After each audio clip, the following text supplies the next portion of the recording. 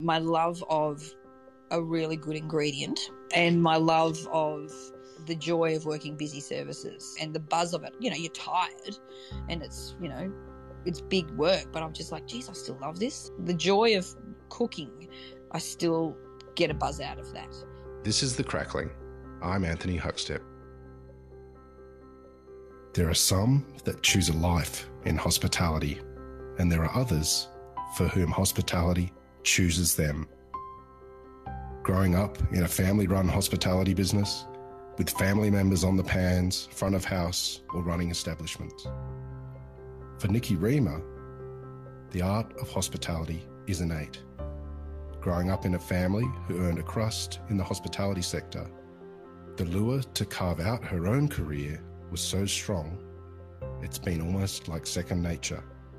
Nicky, is a career in hospitality like second nature for you? Yeah, well, I definitely was one that grew up in the industry as far as from a baby. Dad was a hotel manager. There's photos of me sitting on bags of laundry linen at a, you know, like a motel, not a hotel, a motel. So it was kind of second nature to me, you know, being in a kitchen, being in a hospitality environment, whether it be, you know, finding Dad in the bar, you know, time to go to dinner, Dad, come on, you know, that kind of thing. Or, you know, my mum was in the industry for a short time as well, but I actually didn't want to be a chef when I was a kid. I was really good at science and maths and decided I'd be an engineer when I finished high school. And got into engineering at Melbourne Uni and quickly decided, well, I hate this. So, and it was quite funny because it was my dad who said, no, it was my mum, sorry. My mum said, well, you really love hospitality. Have you thought about it? And I remember, well, I'll do a little, you know, stint in the kitchen and help out, and loved it immediately. And I was 22 years old, started an apprenticeship in one of the hotels that not that my dad was the boss there. I went to another one within the company and never looked back.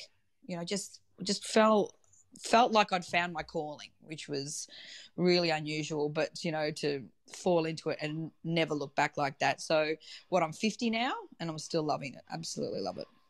Well, you mentioned that you did a stint in the kitchen. Was food of interest to you prior to that? Had you cooked in the family home?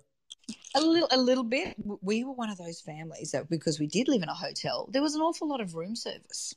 Like literally, you know, Dad would order room service or Mum would order room service for dinner because the managers of the hotels, we're talking the 70s, you know, like early 80s, mid 70s to early 80s was the, you know, I was living in the Darwin Travelodge or a Townsville Travelodge. We lived all over the place. So, you know, we actually lived at the Melbourne Airport Travelodge for 3 years, which is now known as the Holiday Inn at the Melbourne Airport, and has been a central here in Melbourne with all of coronavirus and our most recent outbreaks. Every time I look at the screen, I'm like, that's my old house. I lived there for 3 years. But the funny thing was, I guess because of all of that, it made me, I know this might sound quite strange, but I was like, oh, I'm so sick of hotel food as a kid, quite funnily so. And I decided I really wanted to teach myself to cook things. So one of the first things I did was grab a Woman's Weekly cookbook. And I remember attempting to do beef in black bean sauce when I was about 15 and thinking, this will be amazing. It was a debacle, but it made me, I just loved recipes. I really loved that idea of reading a recipe, finding the ingredients and making something and cooking something. And that kind of was where my first love of cooking started, was that the process of a recipe and following that and doing that. So it was quite strange, but yeah. And then I slowly sort of, you know, started to really look at ingredients and how could I, you know, how did it work in the recipe, what to do, and then I started cooking in a hotel. You know, my first year apprentice at it was the Park Royal on St Kilda Road, and I just loved the style of the cooking then. It was still very much a hotel where you had an executive chef. There were 3 sous chefs. You know, there were teams of cooking. You know, I worked on the entremetier section, so I was doing hot garnishes and cold. It was very European, you know, so I really enjoyed that sort of like, this is what a kitchen is all about, you know, and quickly sort of thought to myself, all right, this has been really interesting. I'm really loving this, but I think I want to go and work now for a restaurant. I want to be in the best that I could be. And Stephanie Alexander's restaurant was, you know, one of the pinnacle restaurants at the time. We had Mietta's, we had Stephanie Alexander's restaurant, Stephanie's in Hawthorne. And I remember Stephanie was speaking at William Anglis College, or William Anglis Institute, I think it's now called. And I went along and spoke and took along one of her cookbooks. Wasn't obviously, she hadn't written the Cook's Companion yet, you know, the big orange Bible, but she had another book, Stephanie's Australia, you know, it was one of her very first books. And I remember taking it along and saying, oh, would you sign this? And sort of asking were there any jobs? And she sort of said, I'm always looking for good chefs, you know, so send me a little message, and if something's available, you know, we'll see what happens. And I sent my resume in, which was tiny, you know. I was like, oh my God, she's never even going to look at this. But one of my trade school teachers had worked for her and put in a good word, and I got a job with her out there. So I remember going to the head chef at the hotel saying, I know this is short notice, but I've got an opportunity to do a trial, and if I get the job, I'm going. You know, like, and he was great. He really understood that this passion in me was growing. You know, I'd been cooking for a year, and I was like, no, I want more of this. So I went for the trial, and I can still remember walking into the back door at Stephanie's in Hawthorne, and just walking through the kitchen, and you know, there was laughter and noise, and you know, one of the chefs wasn't even wearing a chef's uniform. She was wearing like overalls, but she was at the big stock pot, you know, and then I walked up, and Stephanie was standing there peeling kipfler potatoes. I can, as I'm telling you, I can still see it all, you know, like she was peeling these potatoes and making up this salad. And she's like, righto, come over here. You're going to be doing this with me tonight. And at the end of the night, she said to me, all right, when do you want to start? And I was like, tomorrow. I was so excited. It was that moment where you just went, you know, you have those moments in your life where you go, no, this is where I'm meant to be. This is the right decision, you know. And it was 7 years or so I worked for her. I mean, not just at Stephanie's. We went on to open up Richmond Hill Cafe and Larder. And that was another whirlwind, exciting time of my life. I went from, you know, I sped up and finished my apprenticeship quickly. And admittedly, I'd started older. You know, I started at 22. So instead of doing, back then it was a 4-year apprenticeship, I managed to get it done, I think in 2.5 years or something. You know, I can't remember entirely, but because I'd been at university, you know, it was different times back then. You could pass through a lot of things very quickly, you know. And I remember thinking to myself that I went from being an apprentice to qualified chef. I think I was like qualified for maybe a year working at Stephanie's when she turned to me and said, I'm going to open up this little cafe on Bridge Road, and we're going to put a cheese shop in it. It's kind of based on, you know, what happens in Paris, and you know, there's always a little cafe and there's a little shop in there that sells cheese and bread, and no one in Melbourne's going to get it. We're not going to be busy. I can't imagine anyone's going to come. Like, she honestly thought that. And I've got a friend of mine, his name's Will Start. He's going to do the cheese with us. But yeah, do you want to be the head chef? And I was like, okay, yes. She said, because it's not going to be that hard, you know? And I was like, yeah, sure. So she took myself and another young chef that was working at Stephanie's too. His name was Justin Dowd, and he was to be my sous chef. And it was myself, him, and two girls happened to be.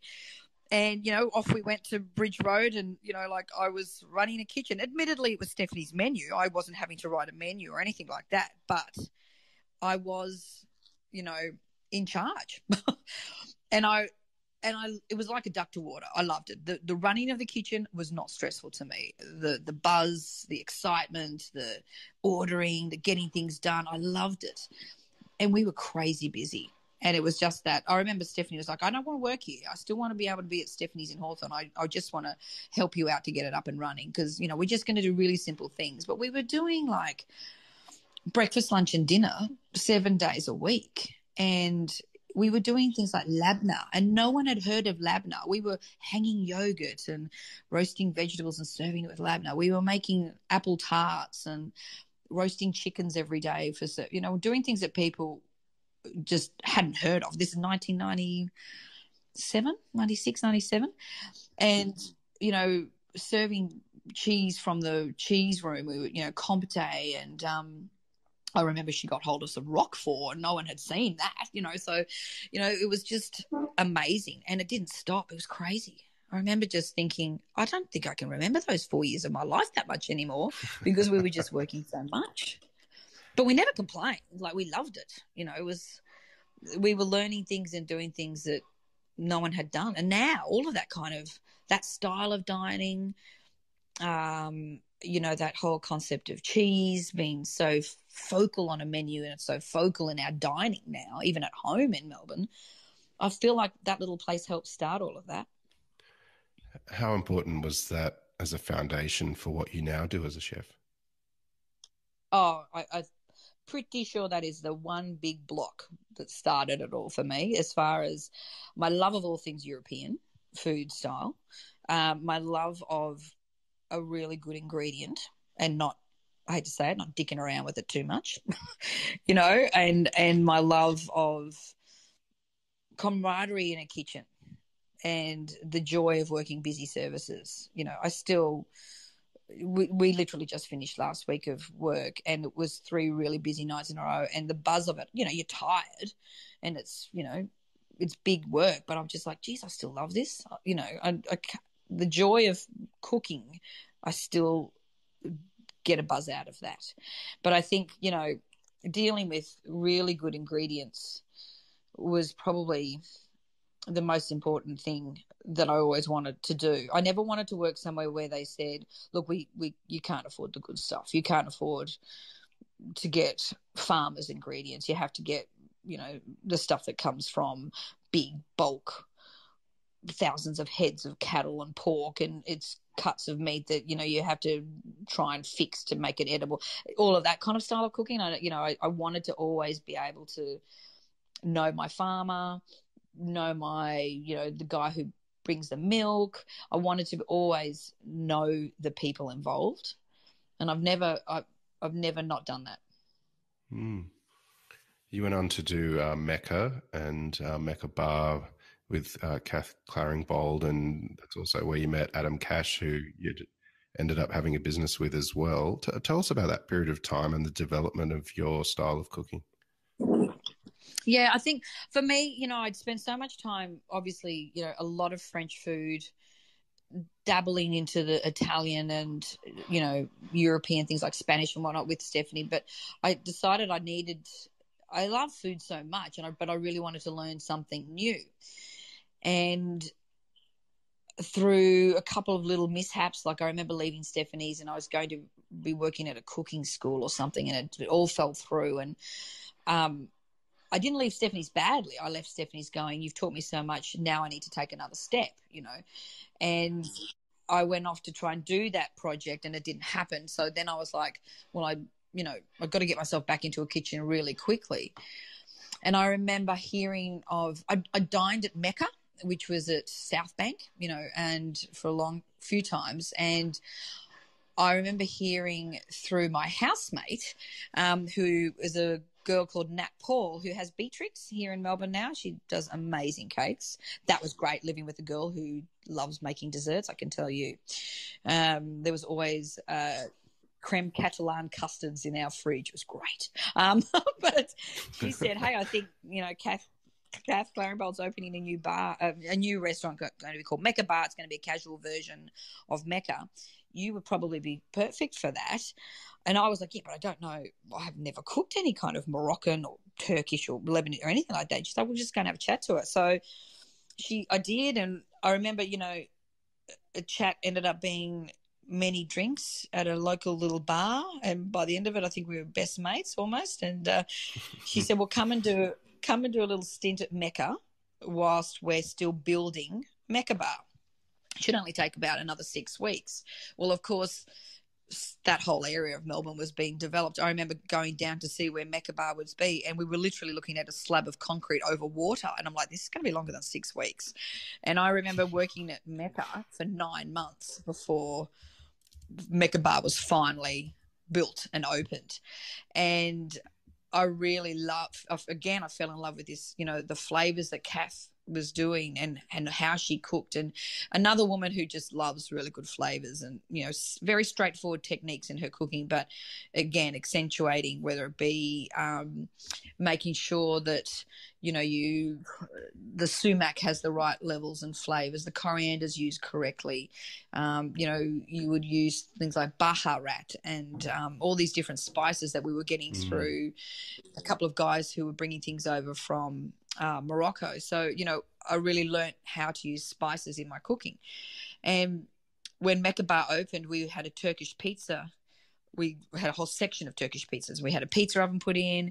We were doing all these, like shish kebabs things, served with rice pilafs. And it was just great. It was just the food, the flavour was just stunning. Really great things I learnt to cook. And the young manager they hired, he'd been working at places like Gin Palace. So his background was more bars and things like that, but he really wanted to get into the restaurant scene. And I remember we met and we just hit it off as mates straight away. It was sort of like we had a very similar attitude towards hospitality in that, we liked to be givers, give people what they want, give them lots of food, give them, a great experience. And we just had so much fun opening it up. And we both had a real love of European food. We come from families that travelled a bit, so my dad was, he's Austrian by birth. He's Australian now. But so as a kid, travelling back to Europe a lot. So, and eating in overseas countries, a lot of it was European, whether it be in Austria or France or even Germany. So, and Adam's family had also travelled a lot. So, just as friends, we always talked about European styles of venues, that classic little bistro that when you went there, you felt like it'd been there forever. One of our favourite places to have a late night dinner here in Melbourne is Francois. And the fact that, the menu doesn't necessarily change, but you know what you get. It's that comfort of a really good experience. And over the years of working together at Mecca Bar and, just being friends, we said we want to open a restaurant together. We think we'd do this really well, but we both knew that we just couldn't drop everything and do it straight away. Neither one of us had money. I'm not going to lie. We knew we had to, and we both had to grow our careers a little bit more, at that. Right up until Mecca Bar, I'd pretty much been a head chef that was always cooking somebody else's food. It was Kath's menu, it was Stephanie's menu. And I guess by this point I was probably mid-30s, early 30s. And I thought, I've got to start to try and do things for myself and put my menus, out there. And I'd always often been having ideas and putting things together but hadn't done them. And an opportunity came along that I never thought I'd get, and that was to be the head chef at Langton's here in Melbourne, which is now Cicconi's in Flinders Lane. And I remember I applied for the job thinking to myself, there's no way I'm going to get this, but I just want to try and apply for a role like that as an experience as to how to, apply for a big job. They'd had Philippe Michel as their chef, Jeremy Strode as the second head chef, and the third head chef, I've forgotten his name, but again, it was a man of note, And I put my application in, and the manager called me and said, well, we'd like to have an interview with you. I was like, yes, I was so nervous and went in, and long story short, I got the job. And I was astounded, I thought, oh my God. And then I went, oh my God, I've got the job, holy crap. This place has a good reputation, it already had a hat or two. I think that was back in the days when there were 5 chef hats, it was a very different system. And I remember going into the kitchen, and it was a sunken kitchen. It was all brass, and there was the rotisserie for the chickens. There was still these gorgeous copper pots, still hadn't been opened. Some of them were brand new in storage, ready as backup. I hadn't seen anything like that. I was terrified, and but I just went, I can do this. I know I've got the skills. I just have to focus. Got hold of some young chefs who'd worked with me at, whether it be at Mecca Bar and at Richmond Hill Cafe and Larder, and said, would you come and work with me? And they were like, absolutely. So, I felt like we were a little bit of a band of ragamuffins in the kitchen. We weren't like, the Philippe Michel tea, but we looked the part. We had those tall chef toques on, we had to all wear, and it was hard. It was a few people kind of went, we don't know who you are, and we're not sure about your food. And I remember I had one review, and I was pretty heartbroken by it. I can't remember who wrote the review, but one of the comments was, I'm not sure about this person being at that kind of place. But I pushed on, and wow, it maintained its level of, it wasn't probably at its peak as when it was when it opened with Philippe, but people started to get to know who I was. And I started to make even more connections with the rest of the, Melbourne hospitality community. And I was gaining my confidence as a chef. And then, unfortunately, the owners of it decided, and that was Stuart Langton, came up to me and said, we've loved you here. I think it was 3 years, maybe 2-3 years that I was there. But he said, well, look, we've just decided we just don't want to own a restaurant anymore. And he was lovely. He was charming. He said, where do you want to go in the world? I said, what do you mean? He goes, where would you like to go on a holiday? I was like, sure. He's going, all right, wherever you want to go, we'll pay for it. I'm like, wow. Okay. It was the nicest way that I've ever been told you're losing your job ever. And it was bizarre. And that night, the night of close, it was like almost our second night, last night or something like that. There was a gentleman dining. And it was an open kitchen. You could really sort of see into the kitchen. And he was American, and he came up to me and said, I really love your food. I've been here a few times now in the last month. And to be honest, I hadn't noticed. It was busy, and because everyone had heard that Langton's was closing. So, of course, it was busy. And he said to me, look, I own a couple of restaurants in Hong Kong. I'd love for you to come and work for me. And I remember thinking, this is a bit ridiculous. I couldn't go to Hong Kong. And then I thought to myself, maybe I'll just call him and see if he's for real. And within a week, I was on a plane to Hong Kong to have a look, all on him. He just said, come on over. And I said to him, look, I'm going on a holiday to Italy, courtesy of my employer. And I guess I couldn't start with you for maybe until I've done that. He's like, yep, fine. And I said, and, I thought, I can't afford to just moan. He goes, no, we'll put you up. We'll pay for your apartment to live in. And I was made the head chef of a place called H1 in Hong Kong. And I had a team of like 30 chefs under me. Wow. And I was 37 at the time.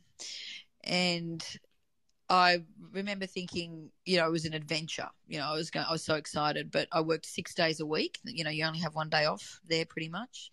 You're doing 6 doubles. Awesome team of young men that I worked with. There was maybe out of the 30, there were 2 other girls, and they worked on the pastry section. So it was a very male-dominated kitchen, but really, beautiful people, like great people. And I absolutely loved it, but I worked my ass off. And I got to the point where I thought, I think I'm making somebody else really wealthy, and if I want to get an opportunity to open my own restaurant, it's not going to happen here in Hong Kong. I think I need to get back to Melbourne. I was missing my family too, and I was on my own, and even though people were coming to visit me, I had lots of friends come and stay. I was literally working, and I'd say, all right, meet me after work, go on an adventure, go check out Hong Kong. This is where you need to go, and I'll meet you at 10 o'clock when I'm finished, or 11 o'clock, so it was a kind of, it's a great town. You can be drinking and eating until 4 a.m. There's no issues there, but it wasn't a lifestyle I wanted to sustain forever. So I came back, and I ended up working for a very short time at Bottega in the city. I had a little bit of there started to be a little bit of hop, skipping, and jumping there just for a little while in my career. I sort of did Bottega, and then I did a place called Trunk. Got help, was part of the team that was the head chef there to open up, and all the time I was doing all of this, I was still in the back of my mind wanting to open my own restaurant with Adam, because we were still best friends and we were really thinking about it. And he was, meanwhile, his career was climbing a little bit. He was working at with T. Gessard at Ezard's, and then he became the manager at Cutler & Co. when it opened. He was the first manager, as part of the opening crew there. So his career was climbing, mine was climbing, and we both knew that at some point we would be able to do something. But we were still trying to work out when and how and where. And then I became the head chef for Karen Martini at the Melbourne Wine Room. And that was really, for me, cementing my want for something of my own, because I was seeing, here was a group of similar aged, similar thinking people running their own business. And I was like, no, I can do this, but I have to do this soon. And we were lucky enough that we had some financial backers who were really willing to work with us. And, they'd seen our business plans that we'd been working on. And, they were great people who also wanted to, give us a step up. And we found this building. We found where Union Dining was going to be. And admittedly, it was quite big. And I kind of went, it was a huge Greek restaurant before, but it had been vacant for like 10 years. The guy who owned it just stopped doing anything in it. I remember when we checked out the kitchen, there was still oil in the fryer, but it was black. Oh, wow. It was like tar. And I just said to Adam, there's a bit of work involved here. We looked at the building and walked off thinking, oh, well, we'll never get this, And next minute, our business partner rang us and said, we just bought that building.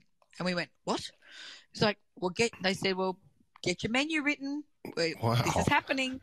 So, we were like, okay. And we just, that was back in, I guess, 2000 and, I'm trying to think, maybe 10 or 11, 2010. Yeah, we had the restaurant for 6 years and it closed in 2017. Some of the hardest, some of the best times of my life there. It was such the buzz of opening your own venue. Like, there were some good tears, there were some scary tears, but I met great young chefs that I helped train up. My love of training young people, I kept that going. We had a guy who started with us on the first day, did his entire apprenticeship with us for 4 years. I had a young man start with us when he first started, was a casual chef. He was from China, and he ended up being, one of my sous chefs before we, within that 6-year period, and went on to work for, I forget his name now, but someone quite well known overseas somewhere. So, it was great. We really loved it. And, and Adam and I still maintained our friendship. There were some tough times, as far as, it's pressure, it's scary. It's, have we got enough money in the bank account to pay, rent? I mean, even though our business partners owned the building, we still paid a rent. We wanted to make sure that we ran the business properly and, effectively, and, and paying people all on time, and paying their superannuation, and paying the GST, I think a lot of people going into a business don't realize that there's a lot involved. And, I remember going to, doing little online business courses through the state of Victoria, just learning all of that before we opened. And that's one big thing I've always said to other young people. It's like, I want to open my own business. It's like, well, you need to study. You can't just say, I know how to cook, I can open up a restaurant. You need to know all the other shit, like the stuff that's not the fun stuff. Because ultimately that's what keeps you up at night when you're owning your own business, is making sure you've got all those, eggs in the basket, so to speak. Union Dining became the real heartbeat of Richmond, and a really, really influential restaurant for that period of time that you had it. Can you tell us about the food that you were cooking there, and how you found your identity as a chef. And is there any dishes that you remember from that time that sort of speak of the way you were cooking? Yeah, I think I really did come back to my love of all things European, and very much French, but very much rustic, sort of southern Western France. And I guess the big thing that really, and like you said, we were a little bit of a heart of Richmond there, was that classic a cassoulet.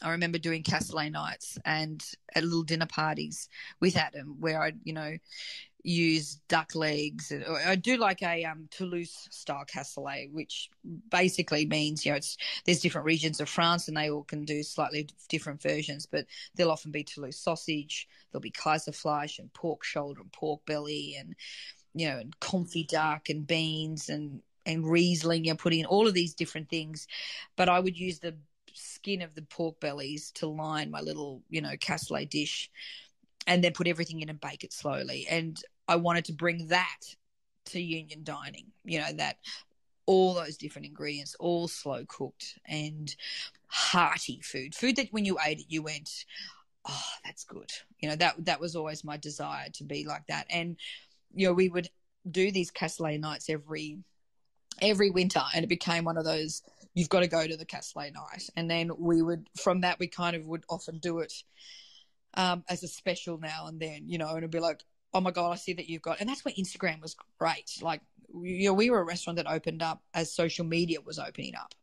And, we could put pictures up to say we're doing this, and people would be like, yeah, we're coming because we've seen that. And, like, that was a great tool that we'd never had before, so that style of cooking, I like to say it's cooking from the heart almost, became a bit of a signature for me, and a bit of I would try to always make sure I cooked generously. Sometimes to my detriment, I'd look at my food costs and go, okay, probably too generous that time. So let's be careful. But I do like to make sure that, you get a generous portion. You mentioned the cassoulet and the amazing pork elements in that, and you're renowned as one of Australia's best pork chefs, with the things that you can do with pork. Tell us a bit about your love of cooking with that and some of the things that you like to do. Yeah, it's funny. I think every menu I've ever written has always got a pork dish on it. My friends sort of say, your epitaph on you, we'll put you in the ground and there'll be a sign that says she cooked good pork. I'd be very proud of that.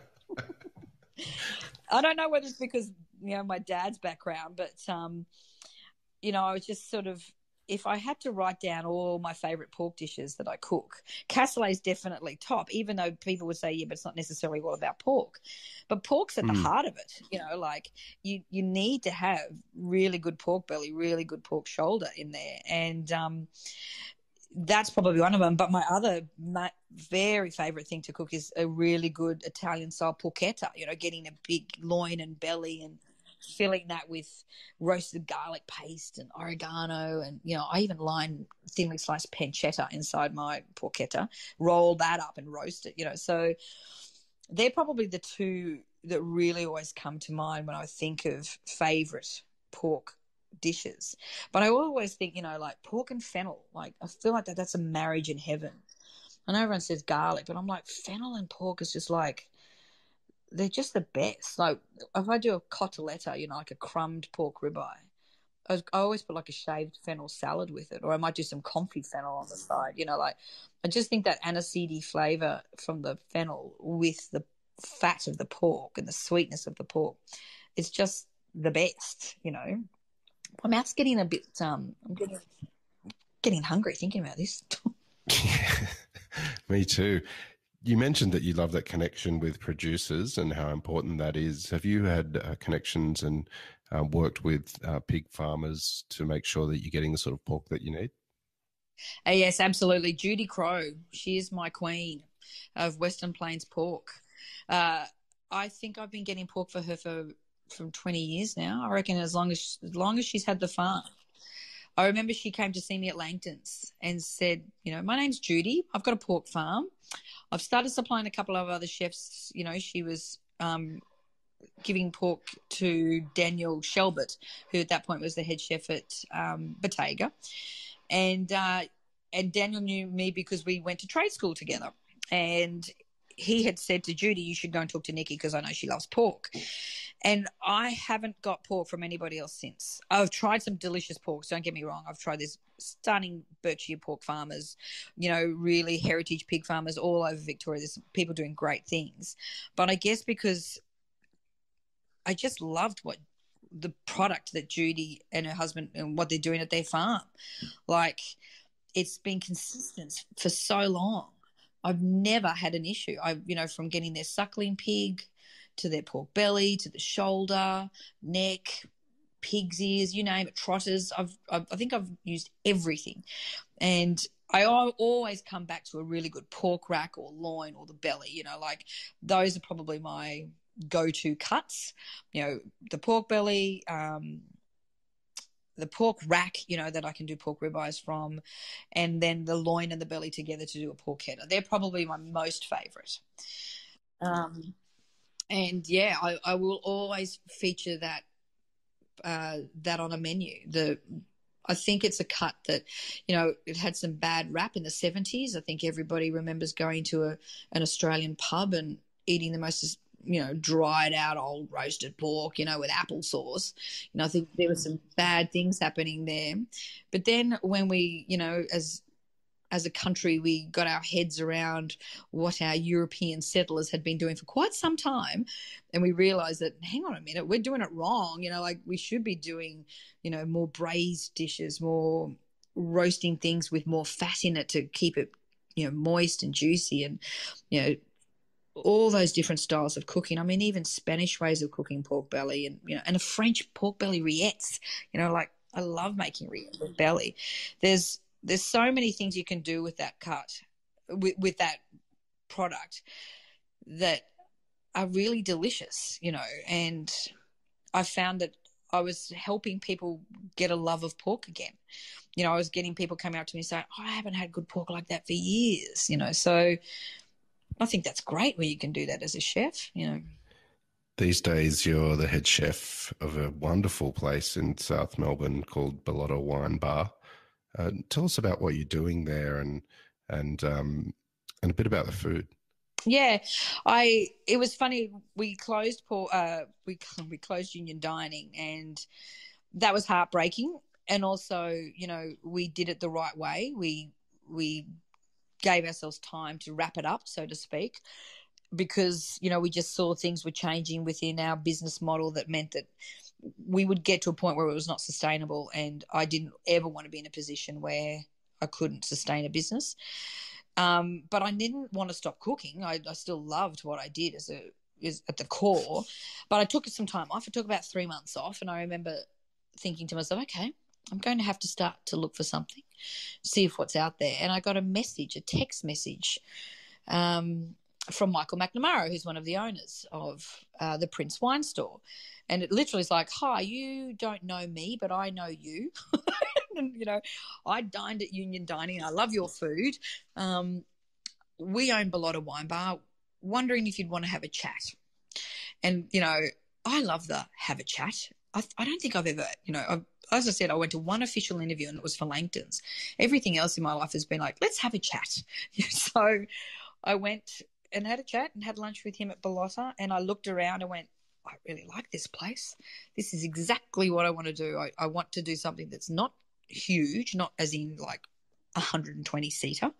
I want to do something that's more intimate, loves European food, and loves matching food with wine, because that was the other good thing I'd always had in my career, was a love of a good glass of wine with a meal, and how you make your meal work with that wine. And Bellota was going to be like the perfect place for me for that. And I started there. It'll be this coming Easter. I'll have been there 4 years. And it was funny, recently I was looking up all the different menus I've written for we do a lot of wine dinners. We do launches of a vintage. Like every year we do our Grand Cru champagne dinners, where we look at each big champagne house and their current vintage. And, you know, these are expensive dinners for people who would like to enjoy those wines. So I need to make a menu that can match that, you know. So I'm looking at the weights of the wines and what I can do. And, you know, rosé champagne goes really, really well with pigeon, for example. So, you know, like I'm getting to do things like that. And it's not just all about, okay, you know, you need to do a lobster or you know, crayfish, I should say, or, you know, there's other things you can do with wine. And of course I get to do things with pork, you know, like we do